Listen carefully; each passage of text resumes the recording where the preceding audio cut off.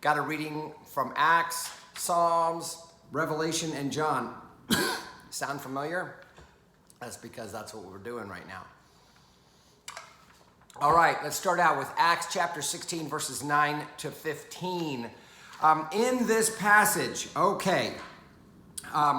Acts 16, 9 to 15, it starts out, during the night, Paul had a vision, and there stood a man of Macedonia pleading with him and saying, "Come over to Macedonia and help us."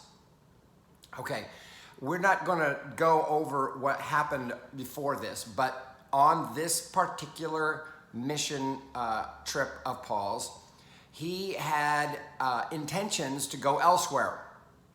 And one place it says the Spirit of Jesus forbid him, and another one, there was like some sort of something to stop. Paul was making plans to evangelize more of that peninsula that we now know as Turkey, and at each turn he got a roadblock. So his plans resulted in failure. So when he gets this vision here of the man from Macedonia, notice there's no name on the man, just that it's just a man of Macedonia pleading, saying, "Come over to Macedonia and help us." This is an instance where Paul's plans get superseded by the Lord's plans. That's all this. That's what that's the main point of this passage, and the reason why it comes to him from this vision, because he had very clear plans, and he was very disappointed that he wasn't able to carry out his plans. Verse 10, when he had seen the vision, we immediately tried to cross over to Macedonia, being convinced that God had called us to proclaim the good news to them. Okay, something very interesting here. Notice this is where we see the we. We call these the we section of Acts. This is our thought that this is a section of the gospel, not the gospel, but of the book of Acts, where the writer actually is accompanying Paul. And that's one of the reasons why we think that it is Luke, because of the fact that Paul talks about his physician, Luke, accompanying him. And in this portion of Acts, the writer that we call Luke all of a sudden starts using these we passages. So it's very likely that the last stop that they were at, where it says they went down to Troas, I think that it means that Luke possibly could be from Troas, and that's where Paul picked him up, if you will, all right? So, if you will, when he says, when he had seen the vision, we immediately tried to cross over to Macedonia. Yeah, so this is an acknowledgement that the vision that superseded the plans was being acted upon. Being convinced that God had called us to proclaim the good news to them. This is their first foray into the European continent. We set sail from Troas. Notice the we again. We set sail from Troas and took a straight course to Samothrace. The following day to Neapolis, and from there to Philippi, which is a leading city of the district of Macedonia and a Roman colony. You can look at these, if you have your Bible, you can. There a lot of times there are maps in the back that trace these missionary voyages. This is it's considered the great missionary voyage, even though there's a lot of failure in it.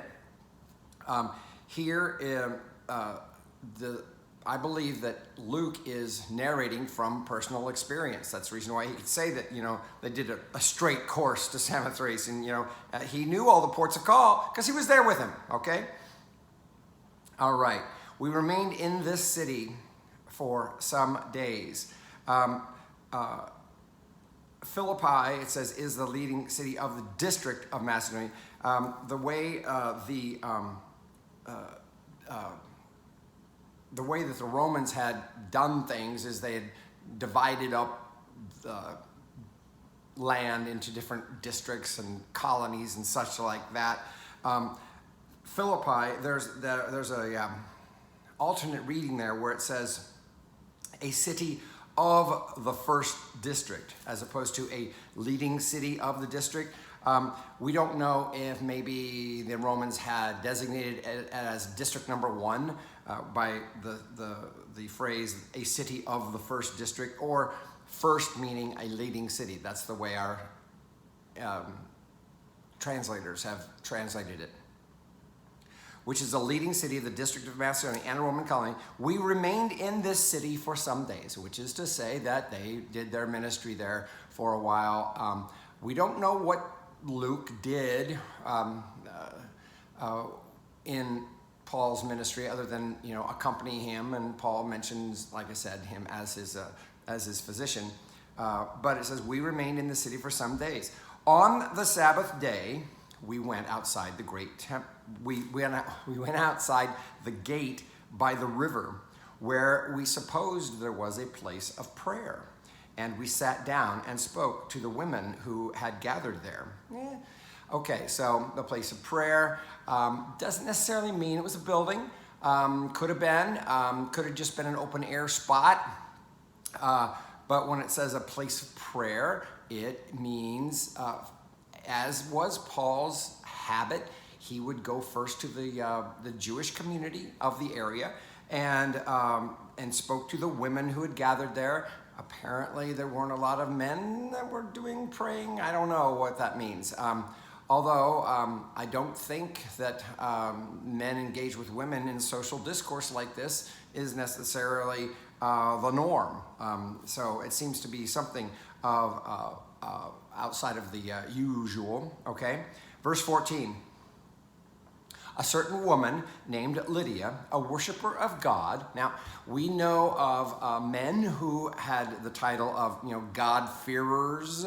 The God-fearers, they were usually men who were drawn to the Jewish religion, but didn't commit to the point of becoming a proselyte because it required the circumcision, and a lot of grown men aren't into that, shall we say.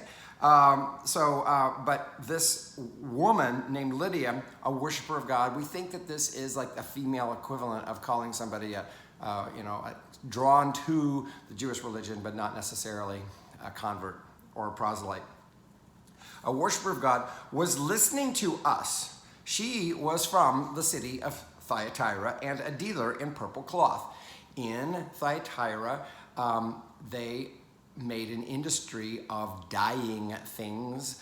And if you could dye things purple, purple's a royal color, you can get quite a market for that amongst how some people in real estate like to sell the high dollar homes because, there's more in it for you because of the percentage you get back. Well, purple cloth means that you have a market with the royalty, and if you have a market with the royalty, then guess what? You're going to make bigger profits. So it appears that is what's going on here.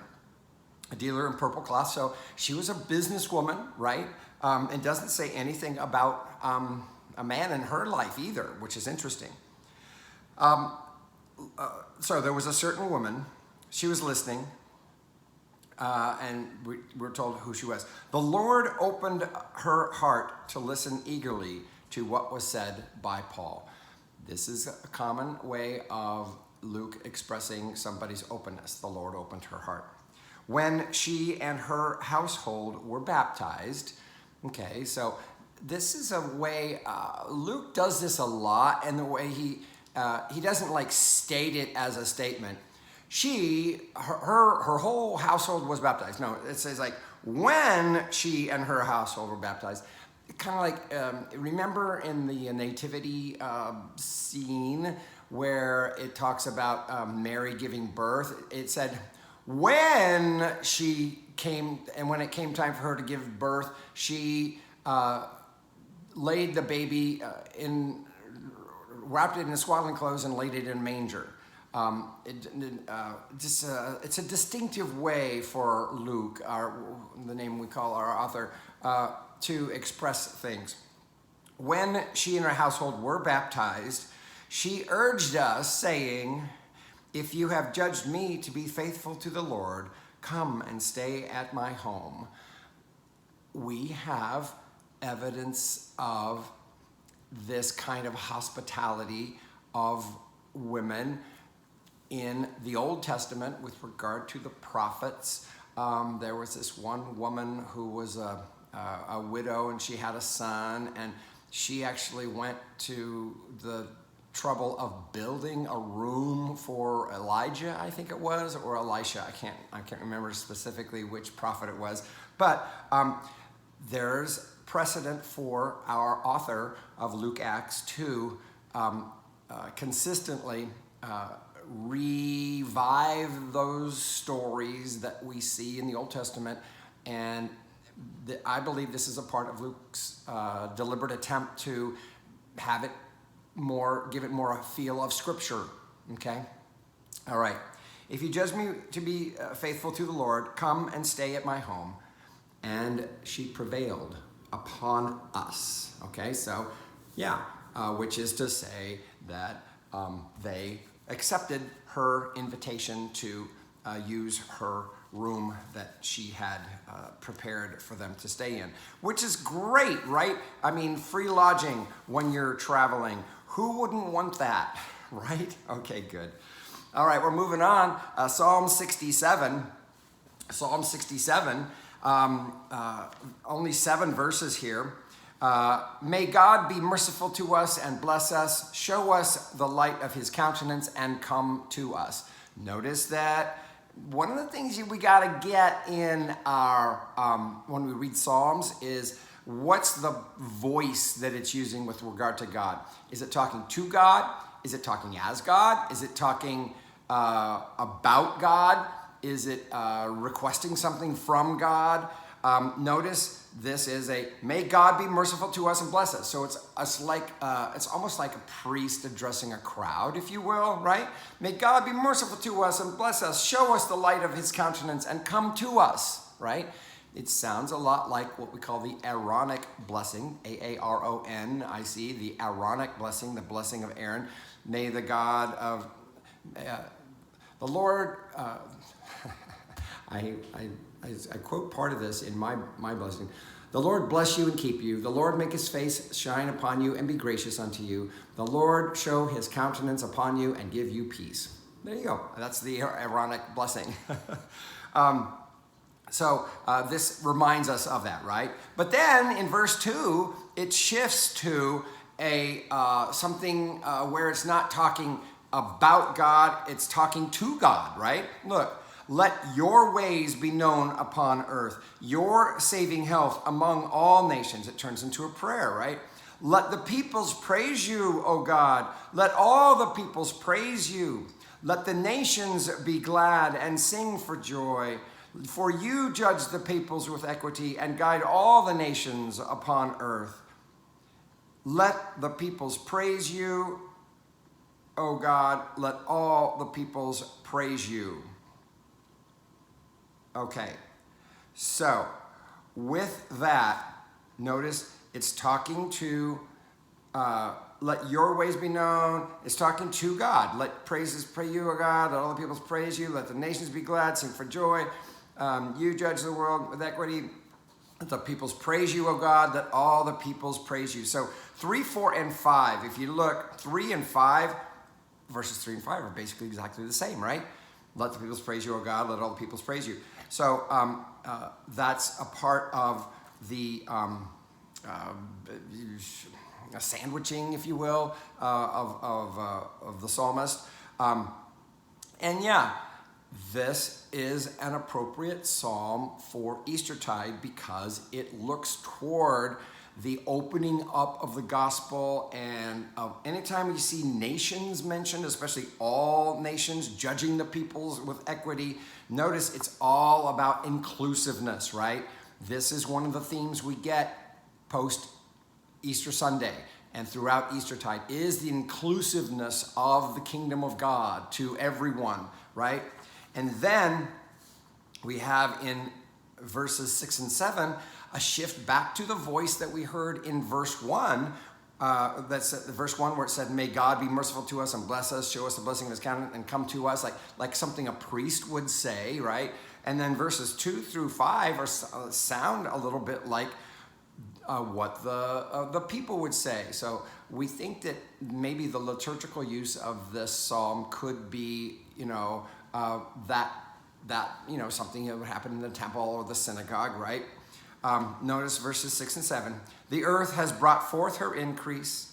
May God, our own God, give us his blessing." Notice the third person voice, and this picks up the theme of the first half of verse 1. May God be merciful to us and bless us. Now it's saying, the earth is brought forth, may God, our own God, give us his blessing. Okay, sandwiching again, the way they intercalate those two things. And then verse 7, may God give us his blessing, and may all the ends of the earth stand in awe of him. It finishes in third person. I think that this is where we get a clue for the precedent that we use in our own worship with regard to the Psalms, how we bounce back and forth as a responsive reading. Sometimes we do it by half verse, sometimes by whole verse, sometimes we don't do it at all, depending upon which psalm it is. But sometimes it's just, you can tell the way it was used by the person in which God is addressed. Is God is addressed in the second person or in the third person? He/she, they, that, her, him, versus you and yours, okay? Those kinds of things. Anyway, so I already pointed out how that points out to our Easter theme. Very good. Let us move along. Revelation chapter 21, verse 10, and then picking up again in verse 22, going through the end of chapter 21 into verses 1 through 5 of chapter 22. Okay, so Revelation 21:10. Revelation 21:10 is a statement. "And in the Spirit he carried me away to a great high mountain and showed me the holy city Jerusalem coming down out of heaven from God." We don't read the stuff in verses 11 through 21 because it's a very detailed description. The bottom line is this: it's a cube. Okay, it's like a perfect cube as far as like a square box, right? And it mentions 12 gates with the names inscribed of all the people, the names of Israel and the names of the disciples. And on them are the 12 names of the 12 apostles of the Lamb, right? And it talks about a wall, okay, around that. I'm summarizing what's in verses 11 to 21. There's a wall around it, and it describes it. The wall is pure gold, clear as glass. Foundations, the foundations of the walls are, each one is a jewel in and of itself. And this is where we get the passage of the pearly gate, okay? Verse 21, "And the 12 gates are 12 pearls." Yes, that's where we get the word pearly gate. It's not that they were made of pearls. Each one was a pearl. Yes, this is what happens when you are using what is it? What's the word I'm looking for? Where you over-exaggerate. There's a fancy word for it, I can't think. But over-exaggeration, each one was so magnificent. Each one was a pearl in and of itself, right? And the 12 gates are 12 pearls. Each of the gates is a single pearl, and the street of the city is pure gold, transparent as glass. Oh. Yeah, the Romans, remember, one of the things we want to keep in mind when we're reading the book of Revelation is it's attempting to describe what's coming next in the wake of Rome being such a bad thing for Christianity. Remember, this is written in a time of persecution. This is written in a time where they're trying to give hope and, to people who were in crisis, okay? So the reference to the streets of gold, transparent, it's like, oh, it's so pure you can see through it. The Romans had a very high reputation for building great roads, and it's like, oh, you think those are great roads? Check these roads out. Yeah, that's right. When we are referring to, or when our writer is referring to this new creation that God is bringing about, it always is better than what the Romans have put out there. Yes, exactly. So, and then we pick up again here in verse 22 of chapter 21. I saw no temple in the city, for its temple is the Lord God, the Almighty, and the Lamb. A new Jerusalem and no temple?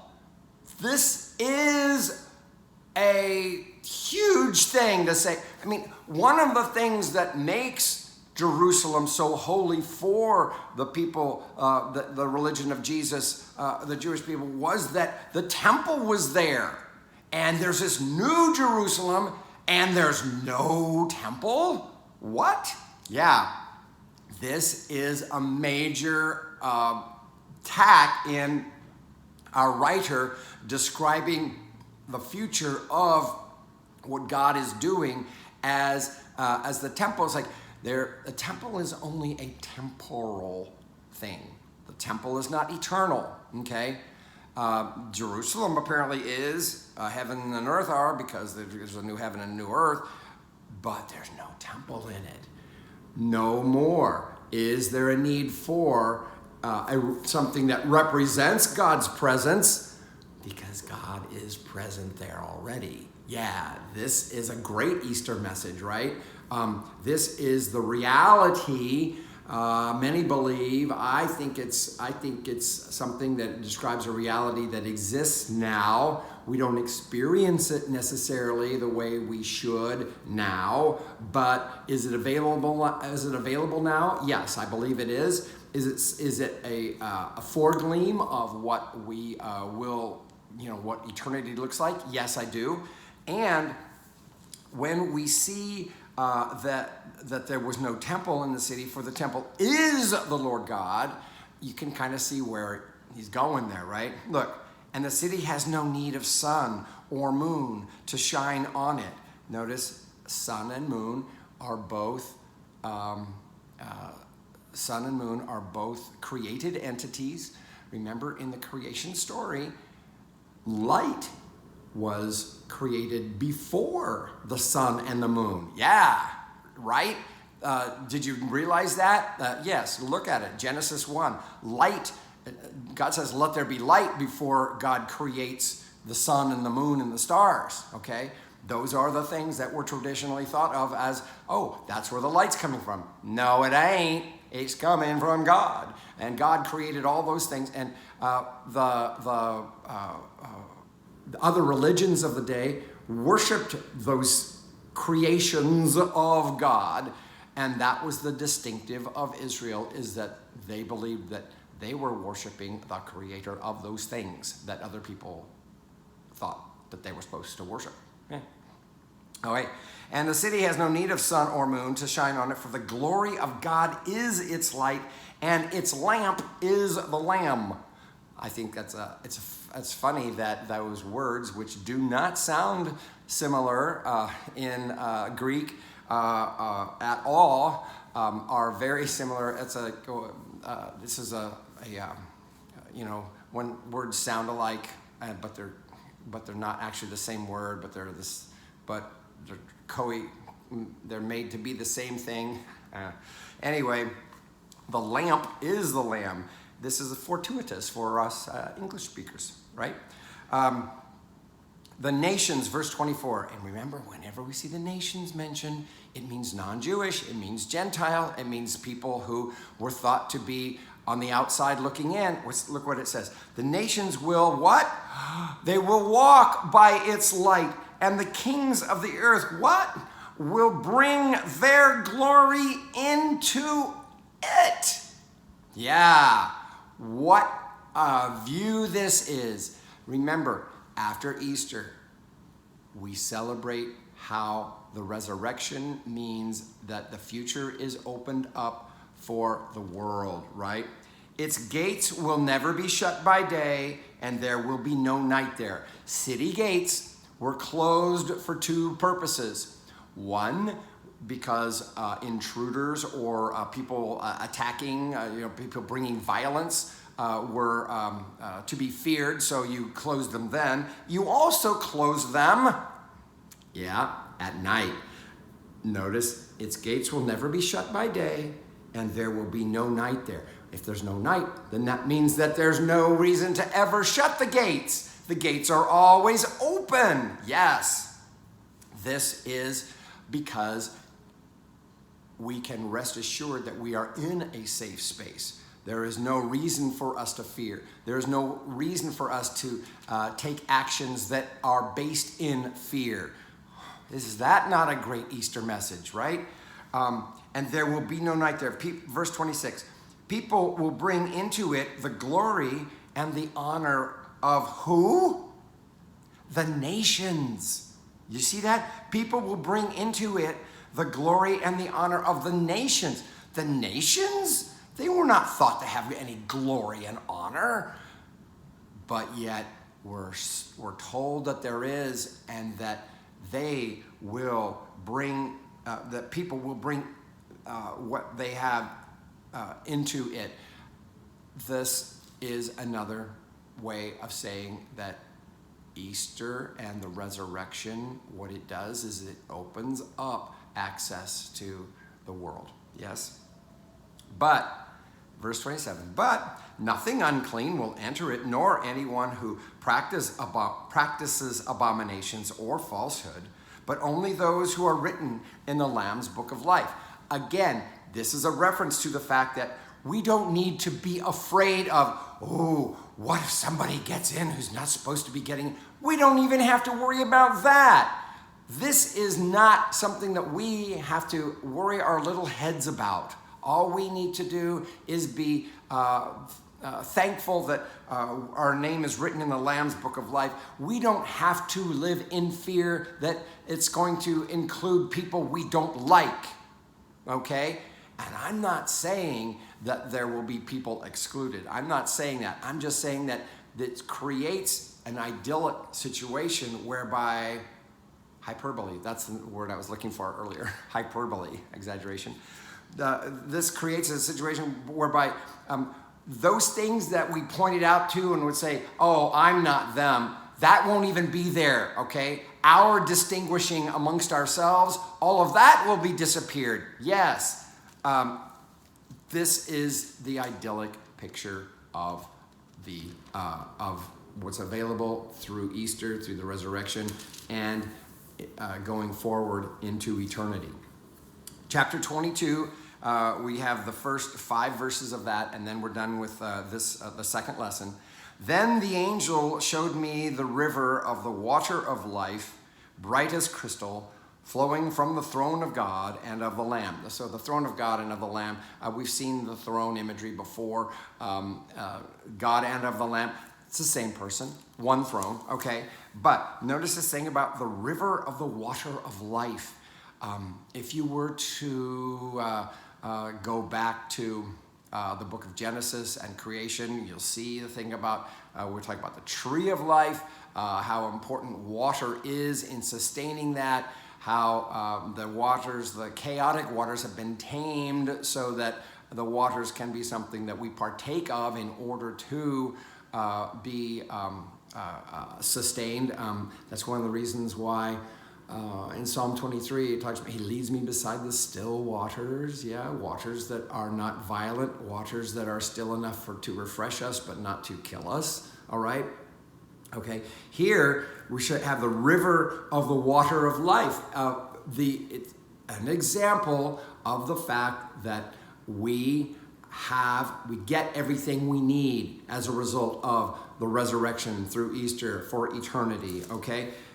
Water that is the water of life, the river of the water of life, something that they didn't call their rivers rivers, they called them wadis. Why did they call them wadis? Because they weren't always rivers. They didn't always have water in them. There was a dry season, right?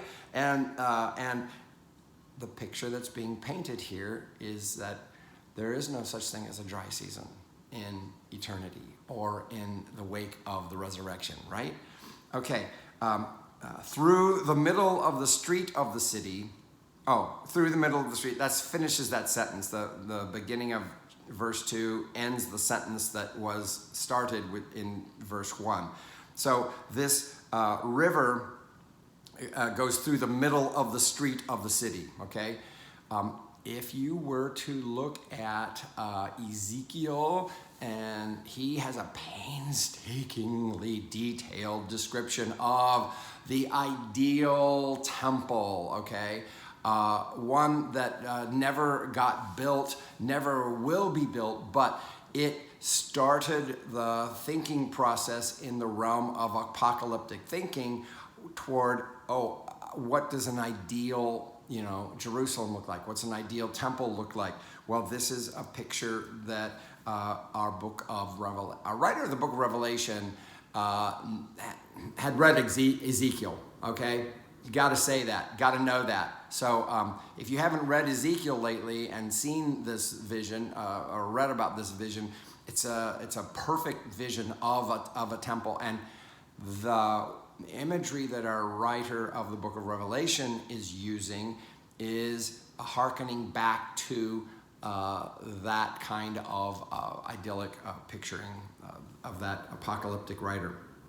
Okay, with its 12 kinds, on either side of the river is the tree of life, with its 12 kinds of fruit, producing its fruit each month, and the leaves of the tree are for the healing of the nations. Okay, so notice it only describes a tree, but obviously it refers to like an orchard, right? 12 kinds of fruit. We're not surprised there's 12 kinds of fruit now, are we? There could have been 7 kinds of fruit and it would have meant the same thing, okay? 12 kinds of fruit. Remember the symbolism of the 12, of course. And notice each month, the way our experience of trees, and especially ones that we harvest fruit from, is like we don't get it every month. There's that season where there is fruit to be harvested, and then there's the time that there's not. There is no not in this vision, okay? And the leaves of the tree are for the healing of the nations. This is something that we're very familiar with because we're familiar with the fact that we get balms and things, salves, if you will, from leaves. And notice the healing of the nations, that all of this that's provided is inclusive of those that had been pushed out, okay, for their benefit. Again, that's a great message for Easter, is it not? Verse 3. Nothing accursed will be found there anymore. So our way of saying, that's bad, all of that disappears, okay? But the throne of God and of the Lamb will be in it. We were already told that. It's one throne.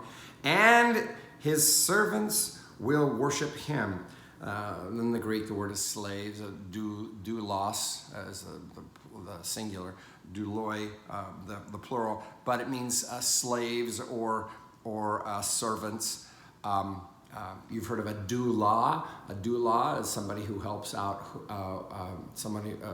a woman in childbirth, right? What's the main person? Can't think of it. Well, anyway, a doula. My sister's a doula. They help what are they called? I can't. That name is the woman who comes to the house and helps out with the childbirth. Anyway, the person who assists her is a doula. That's my understanding anyway. Anyway, the word means, it's from the Greek, meaning slave or servant, okay? And these servants will worship him. This is the picture that we get of, it's an idyllic picture. It might sound boring, like, oh, you mean really? All we're going to be doing is praising God. Well, guess what? What that means is you aren't going to have a care to be caring. We can't picture this as necessarily as for us, because we've got so many cares of the world that take us away from that. Remember that phrase, God inhabits praise? Well, there you go. God inhabits praise. That's where God lives. We can experience the presence of God by giving God praise. And so are we surprised then that this is the picture of, this idyllic picture of what is available to us after the resurrection? Exactly. We should not be surprised. They will see his face. Yeah. It was believed that if you did see God's face, you would die. And now there's that's gone. No fear. God, direct access. They will see his face, and his name will be on their foreheads. That's something that got referred to earlier in the book. When we talk about names on the foreheads, it indicates ownership, or the fact that that one entity is included in another, as a possession, in a good way, okay? And there will be no more night. We were told this already. That's the reason why city gates could be open all the time. And the reason why there's no night, remember, night was the beginning of their days. Remember, night comes first. If you look at the creation story, it talks about, and there was evening and there was morning. Oh, there was evening and morning. We think of it as morning and evening as a day, but in the creation economy, and there was evening and morning, not morning and evening. Their day started at sundown. Yeah, okay. And there will be no more night. They need no light or lamp or sun. Yeah. Even though it was said before, the lamp is the lamb. The lamb and the lamp are the same thing. For the Lord God will be their light, okay? They will reign forever and ever. So even the creation of light, the created light, even that isn't necessary. Not only were the created things that give light, like the sun, the moon, the stars, some of that's reflected, some of it's direct, but that's our economy. None of that is even necessary, because this is a new creation. God and the light of the Lamb itself. It's like nothing of the old creation has to carry over. It's all new. Awesome, right? I cannot believe it's 39 minutes in and I haven't even got to the gospel yet. Let's get to the gospel. I hope you see the obvious connection to Eastertide there. The gospel, we're looking at John, back in John chapter 5, just verses 1 through 9. John 5, verses 1 through 9. Now, anytime we're in the early part of John, we've got to realize that when we read the book of John, we get the early part of John, where it says, which is sometimes called the book of signs, and the latter part of John, which is called the book of glory, okay? This is jumping back to that time of the book of signs, okay? And let's just get into it here, shall we? After this, okay, what's after this? Well, Jesus had just healed a person who was the son of a synagogue person, I think, something like that. Yes, a royal official whose son lay ill in Capernaum. Capernaum is on the Sea of Galilee, way up north. Where had Jesus been just before that? He'd been in Samaria. Okay, and that's where he had that, in the town that we call Nablus now, that's where Jacob's well was. Jesus had that conversation with the woman at the well. Okay, and then he goes through Cana and back up to Capernaum. And then after this, after that healing in Capernaum, there was a festival of the Jews and Jesus went up to Jerusalem. We have many entrances of Jesus, mentionings of Jesus going to Jerusalem in John. Jerusalem knew who Jesus was in John's gospel because of the fact that Jesus was there at least 3 times before what we call Palm Sunday. So just remember that whenever we see this festival of the Jews and Jesus went up to Jerusalem, Jesus always went to Jerusalem for these festivals because he was a good practiced Jewish person. In the Synoptic Gospels, we don't have this same kind of movement of Jesus back and forth, and from the south to the north and north to the south, from Galilee to Jerusalem, but we do in John. All right. After this, there was a festival of the Jews, and Jesus went up to Jerusalem. Verse 2. Now in Jerusalem, by the sheep gate, there is a pool called in Hebrew Bethesda, which has 5 porticos. We visited this when we went to Israel, both 5 years ago and just this past February. They actually excavated this site, and it's just north of the Temple Mount, and it's quite fascinating to see. In these lay many invalids, blind, lame, and paralyzed. Okay, so it was a spot where people believed they could be healed, right? Verse 5, one man was there who had been ill for 38 years. Probably that means all his life, okay? And that probably also is an indication of how badly ill he was, right?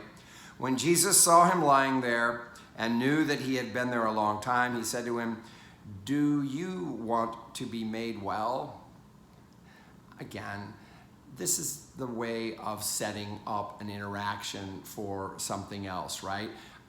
Jesus knew that, but this is what you do literally when you're telling a story, right?